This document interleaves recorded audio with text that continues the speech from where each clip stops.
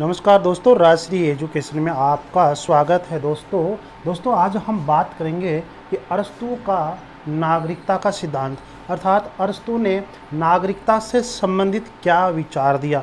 दोस्तों अरस्तू ने नागरिकता व राज्य व नागरिकता ये दोनों विचार ही अपनी बुक पॉलिटिक्स में देता है। कौन सी बुक में देता है? पॉलिटिक्स में देता है। पॉलिटिक्स के तीसरे भाग में मैंने बताया था पॉलिटिक्स के कितने भाग हैं? 8। पॉलिटिक्स 8 भागों में बटी हुई है, अर्थात 8 किताब है पॉलिटिक्स की। तो उसके तीसरे भाग में राज्य और नागरिकता संबंधी विचार दिए गए हैं। तो हम ये कह सकते हैं कि पॉलिटिक्स में है राज्य और नागरिकता संबंधी विचार है दोस्तों। ठीक है, आगे बात करते हैं कि अरस्तू ने क्या कहा कि जो राज्य है, राज्य को उसने क्या कहा? पोलिस। क्या कहा दोस्तों? पोलिस कहा था। और राज्य क्या है? एक समूह है। समूह किसका? नागरिकों का। किसका भाई दोस्तों? नागरिकों का क्या है? एक समूह है। तो वो क्या बन गया? नागरिकों का समूह। समूह क्या बन गया? समुदाय बन गया। अर्थात बहुत सारे लोगों का समूह है। जो समूह है वो क्या बन गया? समुदाय बन गया। और एक बड़ा समुदाय, ठीक है, बड़ा समुदाय बन गया। और इस बड़ा समुदाय को वो नाम देता है कोइनोनिया। ठीक है, कोइनोनिया नाम देता है। कोइनोनिया नाम देता है। तो हम समझे कि अरस्तू जिस राज्य की बात करता है वह नागरिकों का एक बड़ा समुदाय है, और इस समुदाय को वह नाम देता है कोइनोनिया। ठीक है, इसका मतलब ये हुआ कि राज्य अरस्तू जिस राज्य की कल्पना की है, जिस राज्य के बारे में कहना चाहता है, वह एक नागरिकों का समुदाय है, बहुत बड़ा समुदाय है। और उस समुदाय को क्या कहा जाता है? काइनोनिया कहा जाता है दोस्तों। और काइनोनिया, ठीक है, इसका मतलब ये हुआ कि अरस्तू के अकॉर्डिंग जो राज्य का नाम है वह है काइनोनिया। ठीक है, अब जब राज्य बन गया, राज्य के बारे में उसने विचार दिए, तो अरस्तू ने सोचा कि राज्य के अंदर रहने वाले जो लोग हैं उनको नागरिकता कैसी दी जाए। ठीक है, और हमारा मुख्य विषय यही है कि आजकल की क्लास में कि नागरिक कौन है। तो अरस्तू सबसे पहले कहता है कि नागरिकता जो है, नागरिक कौन नहीं है। 2 प्रश्न उसके सामने आए कि नागरिक कौन नहीं है और नागरिक कौन है दोस्तों, ये बात है। तो कौन नहीं है और कौन है, ये प्रश्न उसके सामने आते हैं दोस्तों। ठीक है, तो ये आप ध्यान रखना, कौन नहीं है कौन है, ये विचार उसके सामने आता है। तो कौन नहीं है उसके वह 4.4 बिंदु बताता है। टाइम बताने के लिए, समय बचाने के लिए मैं थोड़ा जल्दी लिख देता हूँ दोस्तों। अरस्तू के अकॉर्डिंग, अरस्तू ने जब राज्य की कल्पना की थी, तो राज्य की कल्पना करते ही अरस्तू क्या करता है कि उसमें ये सोचता है कि नागरिक कौन है और नागरिक कौन नहीं है। तो अरस्तू के कॉन्सेप्ट के अकॉर्डिंग नागरिक कौन नहीं है, वो कॉन्सेप्ट देखिए दोस्तों। अरस्तू 4 बातों के बारे में बोलता है कि ये 4 बातें जिन लोगों के ऊपर लागू होती है वह नागरिक नहीं है। और जब नागरिक नहीं है तो उस राज्य की, उस देश की, उस राष्ट्र की उन्हें नागरिकता भी नहीं दी जाएगी दोस्तों। ठीक है, देखते हैं। राज्य के किसी स्थान विशेष में निवास करने मात्र से नागरिकता नहीं मिल सकती, क्योंकि स्त्री, बच्चे, दास, विदेशी श्रमिक जिस राज्य में रहते हैं उन्हें वहाँ का नागरिक नहीं माना जाता है। ठीक है दोस्तों, तो नागरिक किसको नहीं मान रहा है? स्त्री, बच्चे, दास, विदेशी और श्रमिक, ये लोग किसी राज्य में रहते हैं, फिर भी इन्हें नागरिक नहीं माना जा रहा है। और जब नागरिक नहीं माना जा रहा है तो दोस्तों उन्हें उस राज्य की नागरिकता से भी वंचित किया जा रहा है। इसका मतलब कि अरस्तू इन लोगों को नागरिक भी नहीं मान रहा है और उनको नागरिकता भी नहीं दे रहा है। तो इसका सीधा सा अर्थ ये हो गया कि ये लोग उस राज्य के सदस्य भी नहीं हैं। उस राज्य के सदस्य भी उनको नहीं मानता है, रहते जरूर है लेकिन राज्य के सदस्य, राज्य का सदस्य यानी राज्य के व्यक्ति नहीं मानता है दोस्तों। सीधा सा अर्थ यही है कि वो राज्य के सदस्य है ही नहीं, रहते जरूर है लेकिन राज्य का सदस्य नहीं मानता है। राज्य का सदस्य ही नहीं मानता है तो नागरिक कहाँ से रहेंगे? जब नागरिक नहीं रहेंगे तो नागरिकता कहाँ से आएंगी? सीधा सा है दोस्तों। किसी पर अभियोग चलाने का अधिकार रखने वाले व्यक्तियों को भी नागरिक नहीं माना जा सकता। कोई मुकदमा चलाता है किसी के ऊपर, केस करता है इस तरह के लोग, तो किसी पर अभियोग चलाने वाला जो व्यक्ति है होता है, जो अभियोग लगाने वाला अधिकार रखता है कि मैं इस पर अभियोग लगाता हूँ, मुकदमा लगाता हूँ, ऐसे व्यक्ति भी क्या है? नागरिक नहीं मानता है। क्योंकि संधि द्वारा यह अधिकार विदेशी को भी दिया जा सकता है। अर्थात अभियोग चलाने का अधिकार किसी संधि के द्वारा दो राज्यों के बीच में, दो राष्ट्रों के बीच में अभियोग चलाने का अधिकार किसी विदेशी को भी दिया जा सकता है। तो विदेशी तो वैसे ही उसकी कॉन्सेप्ट के अकॉर्डिंग क्या है? नागरिक नहीं हो सकता है। तो जो अभियोग चलाने वाला जो व्यक्ति होता है, अधिकार रखता है, वह नागरिक नहीं है। दूसरे राज्यों के नागरिक है उनको भी नागरिक नहीं माना जा सकता। अर्थात जो दूसरे राज्य के नागरिक है तो वो अपने राज्य के नागरिक तो हो ही नहीं सकते। जो दूसरे राज्य के नागरिक है वो अपने राज्य में निवास करेंगे तो भी उनको नागरिकता नहीं दी जा सकती है। अस्तु ये कहता है कि ऐसा कोई नियम कानून हम बनाएंगे ही नहीं कि दूसरे राज्य का व्यक्ति हमारे राज्य में आकर रहता है तो हम ऐसा नियम कानून बनाएंगे ही नहीं। तो वो साफ साफ कहता है कि दूसरे राज्यों के नागरिकों को भी हम अपना नागरिक नहीं बना सकते। निष्कासित तथा मताधिकार से वंचित व्यक्ति भी नागरिक नहीं हो सकते। तो ये 4 पॉइंट याद रखना दोस्तों कि अरस्तु की नज़रों में नागरिक कौन नहीं है। तो दोस्तों ये तो आप याद ही रखना कि वह कभी कभी पूछता है कि अरस्तु के अकॉर्डिंग, कि अरस्तु के अनुसार नागरिक कौन नहीं है। ठीक है, पहला ऑप्शन स्त्री, स्त्री नहीं है, स्त्रियां नहीं है दोस्तों, माताएं बहनें नहीं है, बच्चे भी नहीं हैं, नागरिक नहीं है। दास को भी वह नागरिक नहीं मानता है। चौथा ऑप्शन में दे दूं न्यायाधीश। तो दोस्तों बताओ अरस्तु के कॉन्सेप्ट के अकॉर्डिंग नागरिक कौन है या नागरिकता किसे दी जानी चाहिए, ऐसा भी आ सकता है। तो स्त्री, बच्चे, दास को वह नागरिक ही नहीं मान रहा है तो नागरिकता उसको नहीं दी जाएगी। न्यायाधीशों को नागरिकता दी जा रही है। अगला कॉन्सेप्ट देखते हैं दोस्तों, स्क्रीनशॉट ले लीजिए आप। दोस्तों आगे देखते हैं कि अरस्तु की नज़रों में अरस्तु के अकॉर्डिंग नागरिक कौन नहीं है। तो वह किसको नागरिकता नहीं मानता है? दास को, बच्चों को, स्त्रियों को, श्रमिकों को, विदेशियों को। ठीक है, इन लोगों को वह नागरिकता की श्रेणी में नहीं लेता है। अर्थात राज्य का नागरिक ही नहीं मानता है तो उनको नागरिकता ही नहीं दी जाएगी। राज्य का सदस्य ही नहीं माना तो उनको नागरिक कैसे बनेंगे? जब नागरिक ही नहीं बनेंगे तो उनको नागरिकता कैसे दी जाएगी? सीधी सी बात है। अब अरस्तु ये कहता है कि नागरिक है कौन? फिर नागरिक है कौन? तो अरस्तु की नज़रों के अंदर, अरस्तु की कल्पना के अंदर नागरिक दो ही होते हैं, या तो वो प्रशासन के क्षेत्र में अर्थात राजनीति के क्षेत्र में आगे आते हैं या फिर न्यायिक क्षेत्र में आगे आते हैं। दोस्तों ये दोनों ही क्या है? नागरिक माने जाएंगे, बाकी के कोई भी नागरिक नहीं माना जाता है। दोस्तों देखते हैं दोस्तों नागरिक कौन है,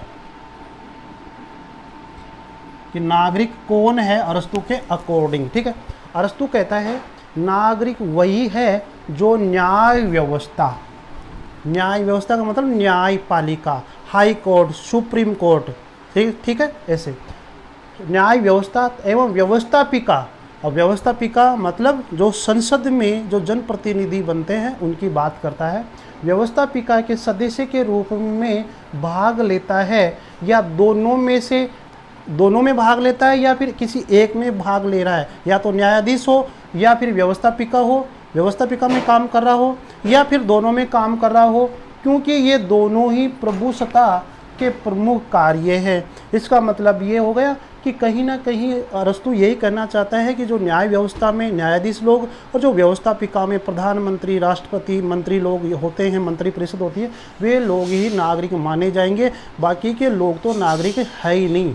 ठीक है, तो ये है। तो इस परिभाषा से हमें ये पता लग रहा है कि जो नागरिक जो है, जिनको नागरिक माना, वे लोग क्या करेंगे, वे लोग न्यायिक प्रशासन का काम करेंगे, सार्वजनिक कार्य करेंगे। सार्वजनिक कार्य मतलब वही व्यवस्थापिका से संबंधित कार्य में काम करेंगे, व्यवस्थापिका से संबंधित काम करेंगे नागरिक। जिनको नागरिक माना वे पूरे राज्य की जनसंख्या में से है, जैसे 5040 की जनसंख्या मानी, जैसे प्लेटो ने मानी दोस्तों। ठीक है, तो प्लेटो ने जैसे 5040 की जनसंख्या मानी। हालांकि अरस्तु ने जनसंख्या के बारे में नहीं कहा, अरस्तु ने यही कहा था कि जनसंख्या किसी राज्य में न तो कम होनी चाहिए और न ही क्या होनी चाहिए, ज़्यादा होनी चाहिए दोस्तों। ठीक है, तो हम ये कह सकते हैं कि जो साधारण सभा होती थी, यानी कि पूरे राज्य के जितने लोग हुआ करते थे उनकी एक साधारण सभा होती थी, और उनके सभी लोग साधारण सभा में तो सभी इकट्ठे होते थे। उस साधारण सभा के अंदर क्या होता था, नागरिक भी होता था। इसका मतलब जो नागरिक है और जो नागरिक है, अन्य जो लोग हैं, जिसमें दास है, श्रमिक है, बच्चे हैं, ठीक है, ये सभी लोग साधारण सभा में तो शामिल होते थे, और जो नागरिक जिनको माना गया है वो भी साधारण सभा में शामिल होते थे। इसका मतलब राज्य की जो पूरी जनसंख्या हुआ करती थी वो साधारण सभा होती थी 1 वर्ष के अंदर दोस्तों। तो नागरिक जो है वो साधारण सभा का सदस्य होते हुए क्या करता है, विधि कार्यों में भाग लेता है। तो साधारण सभा का सदस्य भी होता था नागरिक, वह विधि कार्यों में क्या करता था, भाग लेता था दोस्तों। ठीक है, और प्लेटो ने 5040 की जनसंख्या बताई, जबकि अरस्तु के अकॉर्डिंग राज्य के अंदर जनसंख्या न तो ज़्यादा होनी चाहिए न कम होनी चाहिए, ये कॉन्सेप्ट है। तो नागरिक कौन है, आप समझ गए होंगे कि 2 कार्यों में भाग लेता है वही व्यक्ति क्या है, नागरिक है। एक तो व्यवस्थापिका में, दूसरा न्यायिक क्षेत्र में जो काम करता है वही क्या है, नागरिक है। तो आपसे पूछा जा सकता है कि अरस्तु के अकॉर्डिंग नागरिक कौन है या नागरिकता किसे दी जानी चाहिए। तो ऑप्शन आते हैं कि जो न्यायिक क्षेत्र में और प्रशासनिक क्षेत्र में या राजनीति के क्षेत्र में काम करते हैं वो नागरिक माने जाते हैं दोस्तों। ठीक है, और अरस्तु का जो युग है वो युग क्या कहलाता है दोस्तों, नगर राज्य का युग कहलाता है। ये याद रखना, आपसे पूछा जा सकता है कि निम्न में से किस विचारक का युग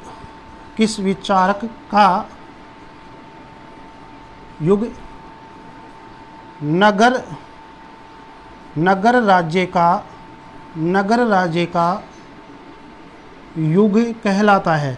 नगर राज्य का युग कहलाता था, नगर राज्य का युग कहलाता है दोस्तों। सही आंसर क्या है, तो आपसे ये पंक्ति आप याद रखना, ये कॉन्सेप्ट याद रखना कि किस व्यक्ति का समय या किस विचारक का समय है वह नगर राज्य का युग कहलाता है, वह है अरस्तु दोस्तों। आगे बात करते हैं दोस्तों, आगे चर्चा करते हैं कि नागरिकता के बारे में और क्या कहना चाहता है अरस्तु, कि नागरिकता की प्रकृति संविधान की प्रकृति पर निर्भर है दोस्तों। आज हमारे भारत के अंदर, इंडिया के अंदर यदि नागरिकता दी जाती है तो हमारे संविधान के कानून नियमों के अकॉर्डिंग नागरिकता दी जाती है। बांग्लादेश की कुछ बस्तियों को, कुछ व्यक्तियों को हमारे अंदर जोड़ा, और हमारे अंदर कुछ बस्तियां थी, जो ज़मीन थी वो बांग्लादेश के अंदर जोड़ा। तो इस तरह से बस्तियों का आदान प्रदान हुआ, तो ये नागरिकता जो दी गई है वो हमारे संविधान के अकॉर्डिंग दी गई है। तो अरस्तु यही कहता है कि किसी भी राज्य के अंदर उस समय जो संविधान होता है, जो कॉन्स्टिट्यूशन होता है, उस संविधान के अकॉर्डिंग वहाँ को नागरिकता प्रदान की जाएगी। उस संविधान के ऊपर उठकर किसी प्रकार की नागरिकता नहीं होगी। वही ये बात कहना जाता है कि जो नागरिकता की जो प्रकृति है वो संविधान की प्रकृति के आधार पर होती है दोस्तों। ठीक है, नागरिकता की अयोग्यता के बारे में क्या कहा, आपको पता है कि अरस्तु है दास को, विदेश में जन्मे व्यक्ति को, दास को, विदेश में जन्मे व्यक्ति को, श्रमिक को, कारीगर शिल्पी, ठीक है, विदेशी, विदेश में जन्मे व्यक्ति, यानी कि अरस्तु के अकॉर्डिंग यदि अरस्तु ने जिस राज्य की कल्पना की है और उस राज्य में कोई व्यक्ति विदेश में चला गया है और वहाँ उसके बच्चे हो गए, तो उन बच्चों को इस देश की नागरिकता नहीं दी जाएगी, ठीक है। भाई जब विदेशियों को नागरिकता नहीं दी जा रही है तो विदेश में जन्मे व्यक्ति को भी नागरिकता नहीं दे रहा है अरस्तु। तो शिल्पी, विदेशी तथा राज्य से निष्कासित व्यक्ति को, मताधिकार से वंचित व्यक्ति को और वृद्धों को, ठीक है, वृद्धों यानी बूढ़े बुजुर्गों को भी वह नागरिकता से वंचित रखा है। दोस्तों एक बार दोबारा सुन लीजिए, दास और साथ में यहाँ पे बच्चे भी कर लो, बच्चे, ठीक है।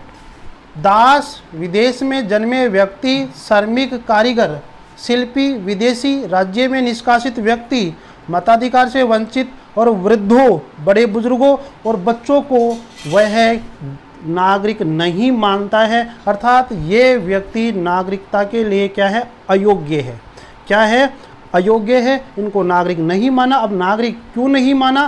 क्योंकि अरस्तु कहीं ना कहीं ये मानता है कि इन लोगों के अंदर क्या होता है कि विवेक, जिसको अपन बुद्धि कहते हैं, ये विवेकशील नहीं होते हैं, ये बौद्धिक नहीं होते हैं, इसलिए इनको नागरिकता से वंचित किया गया है। दूसरा कारण क्या है कि इन लोगों के पास अवकाश नहीं होता है, क्योंकि ये लोग तो दूसरे को अवकाश देते हैं, इन लोगों के पास अवकाश नहीं रहता है, तो अतः इनमें सोचने समझने की शक्ति नहीं होती है, इनमें विवेक नहीं होता है, इसीलिए ये लोग क्या है, नागरिक नहीं माने जाते हैं। दोस्तों ओके, अगला आगे बात करते हैं, स्क्रीनशॉट ले लीजिए। दोस्तों देखते हैं कि अरस्तु के अकॉर्डिंग नागरिकता के लिए योग्यताएं क्या होनी चाहिए, अर्थात नागरिक बनने के लिए क्या होना चाहिए। वह ये तो कहता है कि नागरिक कौन है, नागरिक वो है जो न्यायिक क्षेत्र में काम करते हैं और प्रशासनिक क्षेत्र में अर्थात व्यवस्थापिका में काम करते हैं, उन्हें वह नागरिक मानता है। लेकिन नागरिक माना, वो नागरिक होंगे, लेकिन नागरिक बनने से पहले वह योग्यता निर्धारित कर सकते हैं कि इस प्रकार के लोग नागरिक हो सकते हैं, ठीक है।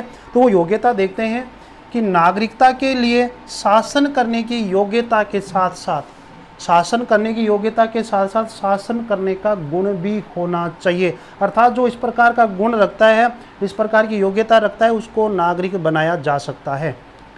जिन व्यक्तियों की राज्यों के कार्यों में रुचि हो, जो व्यक्ति रुचि दिखाते हैं राज्य के कार्यों में, आगे आकर करते हैं, उन्हें नागरिक बनाया जाना चाहिए। वो कहता है कि जो राज्य के लिए कुछ करते हैं, जो रुचि रखते हैं, समाज के लिए, देश दुनिया के लिए कुछ आगे बढ़कर काम करते हैं, उन्हें नागरिकता दी जानी चाहिए, उन्हें भी नागरिक बनाया जाना चाहिए। नागरिकता के लिए निजी संपत्ति भी आवश्यक है और उनके पास अवकाश का होना भी क्या है, अनिवार्य है। यानी कि नागरिक बनने के लिए अवकाश होना चाहिए और निजी संपत्ति होनी चाहिए। यहाँ अवकाश का मतलब अवकाश नहीं है, अभी बताऊंगा मैं आपको। और निजी संपत्ति का मतलब ये नहीं है कि उसको लाखों करोड़ों अरबों रुपये होना चाहिए।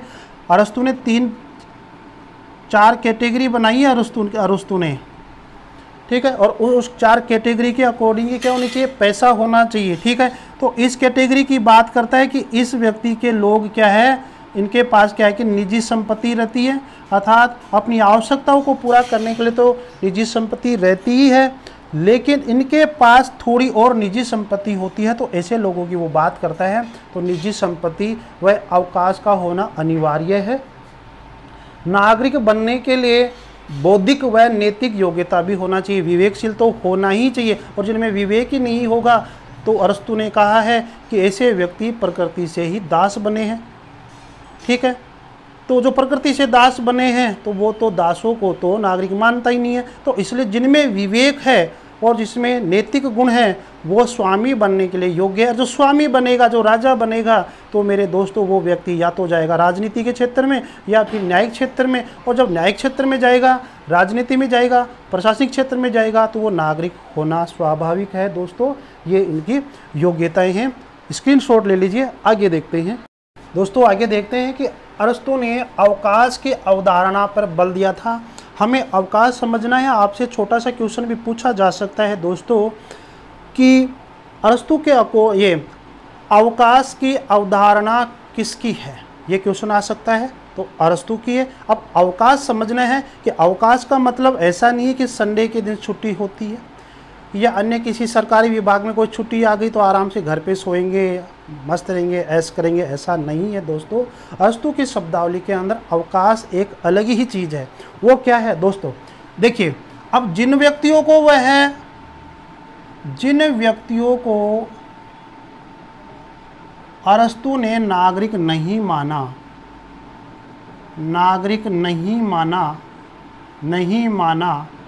वे लोग जो नागरिक है और जो नागरिक का मतलब जो न्यायिक क्षेत्र में काम कर रहे हैं और राजनीति में, अर्थात हम बोल सकते हैं कि व्यवस्थापिका में जो लोग न्यायिक क्षेत्र में और राजनीति क्षेत्र में काम कर रहे हैं वो क्या है, नागरिक है। और जिन व्यक्तियों को वो नागरिक नहीं माना, अभी बताया था, बच्चों को, बूढ़ों को, विदेशियों को, दासों को, श्रमियों को, शिल्पियों को, कृषकों, किसानों, इन सब को वह नागरिक नहीं मानता है। ठीक है दोस्तों, तो जिनको नागरिक नहीं मानता वो लोग क्या करेंगे, इन लोगों के लिए अवकाश देंगे, अर्थात ये लोग तो काम करेंगे और ये लोग क्या करेंगे, आराम करेंगे। और आराम का मतलब ये नहीं है कि ये घर जाकर सोएंगे, निंदा में आराम से मस्त रहेंगे, अपने परिवार के साथ टाइम बिताएंगे, ऐसा नहीं है।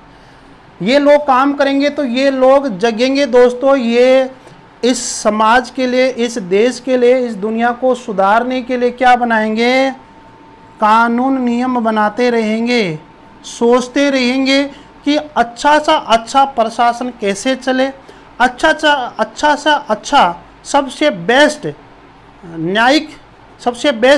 न्याय कैसे मिल सके, सबसे बेस्ट शिक्षा कैसे मिल सके, सबसे बेस्ट स्वास्थ्य कैसे मिल सके और सबसे ज़्यादा विकास कैसे हो सके, लोगों का कर्तृत्व और व्यक्तित्व अधिक से अधिक विकास कैसे हो सकते हैं, एक व्यक्ति समाज में रहकर अपना सर्वांगीण विकास कैसे कर सकते हैं, ये लोग ये सोचते हैं। लेकिन कब सोचेंगे, जब इन लोगों के पास अवकाश रहेगा, सोचने के लिए इनके पास क्या होगा, समय होगा, अर्थात इनके पास क्या होगा, अवकाश होगा। तो यहाँ अवकाश का मतलब ये आराम से सो नहीं रहे, ये कुछ सोच रहे हैं, कुछ समझ रहे हैं अपने विवेक के द्वारा, ताकि समाज को ये अच्छा चला सके।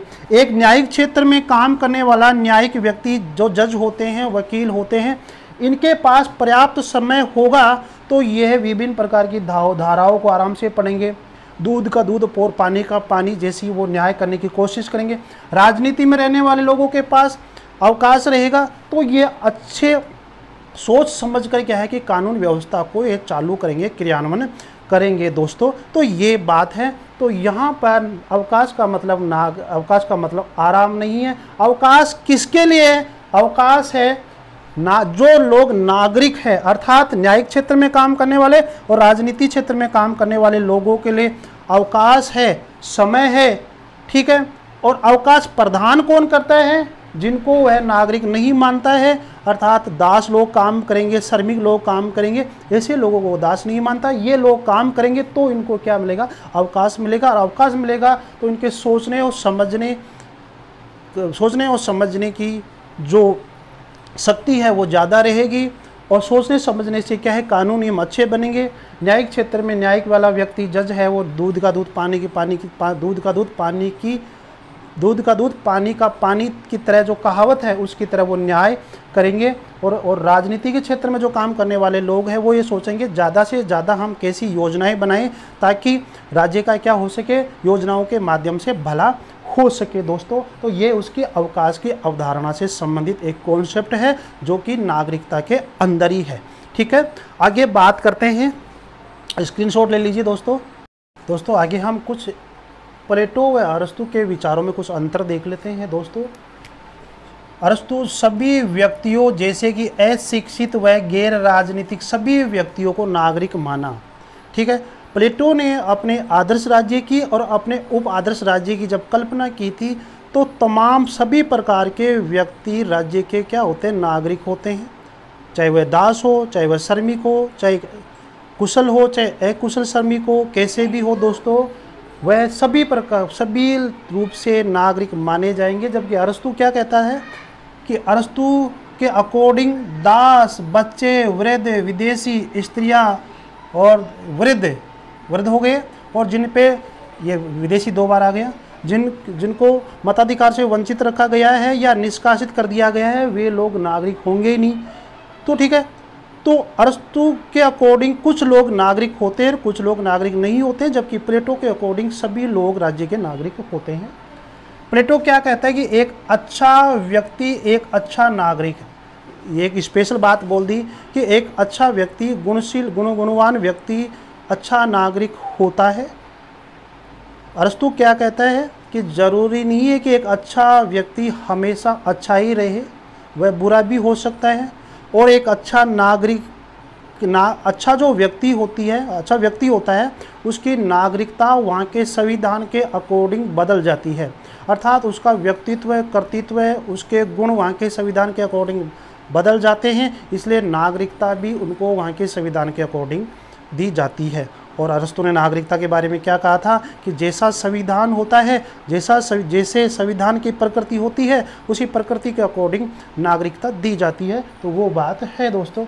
ज्ञान पे बल दिया, प्लेटो ने सबसे ज़्यादा क्या दिया, ज्ञान पे बल दिया। अर्थात जिन व्यक्तियों के पास ज़्यादा ज्ञान है उन्हें राज्य के अंदर ज़्यादा प्राथमिकता दी जाएगी। आपको पता है कि प्लेटो ने आत्मा के गुण माने, आत्मा के 3 गुण माने, जिनमें विवेक होता है, ज्ञान होता है, उनको वह दार्शनिक वर्ग में माना। तो कहीं ना कहीं उनको वह ज़्यादा प्रायोरिटी दे रहा है, प्राथमिकता दे रहा है। और यह अरस्तु के विचारों में ऐसा कुछ नहीं था। अरस्तु केवल व्यावहारिकता और यथार्थता पे बल दे रहा है, यानी कि शासन कला पे बल दे रहा है दोस्तों। ठीक है, यथार्थता, व्यवहारिकता पे बल दे रहा है अरस्तु। शासन की योग्यता थोड़े लोगों में होती है। जैसे प्लेटो ने कहा है कि शासन करने वाले लोग क्या करेंगे, दार्शनिक वर्ग के लोग ही शासन करेंगे। जबकि यहाँ पर लोग जो नागरिक बन गए वो तो शासन कर सकते हैं, राजनीति में भी जा सकते हैं और न्यायिक क्षेत्र में भी जा सकते हैं दोस्तों। तो कहीं हम ये कह सकते हैं कि जहाँ शासन करने की जो योग्यता है वो कुछ लोगों में होती है प्लेटो के अकॉर्डिंग, तो उससे कहीं व्यापक अर्थ में अरस्तु ने ये बताया था कि कुछ ज़्यादा लोग शासन कर सकते हैं, राजनीति में जा सकते हैं दोस्तों ये है। अब आलोचना हम करते हैं थोड़ी सी, कि आलोचना ही है दोस्तों, काफ़ी सारी आलोचना ही है, लेकिन देखते हैं आलोचना क्या है। और जैसे देखते हैं कि अरस्तु ने क्या है कि अभिजातीय वर्ग, ये दोनों नागरिक किसको माना, इसकी आलोचना देखते हैं तो आपको पता लगता है कि इन्होंने जो नागरिक माना वो केवल अभिजातीय वर्ग को, यानी कि अरस्तु ने जो नागरिक माना वो अभिजातीय वर्ग को ही नागरिक माना। अभिजातीय वर्ग का मतलब वही जो न्यायिक क्षेत्र में काम कर रहा है और प्रशासनिक क्षेत्र में काम कर रहा है, अर्थात व्यवस्थापिका के क्षेत्र में काम कर रहा है, वह क्या है, नागरिक है। अर्थात वह अभिजातीय वर्ग को ही नागरिकता का अधिकार दे रहा है, बाकी के लोग तो नागरिक है ही नहीं। तो ये क्या है, एक आलोचना है।